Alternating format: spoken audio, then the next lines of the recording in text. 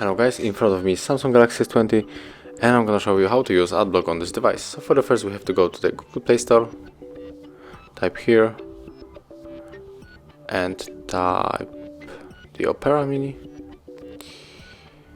Click on the install and wait until this application finishes downloading. Okay, now we can open it. And I highly recommend this browser because this has built in the AdBlock.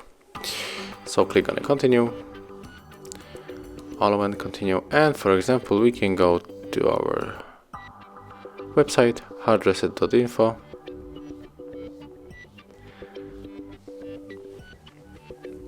As you can see, the first ads were blocked and there is no any ads on our website, as you can see.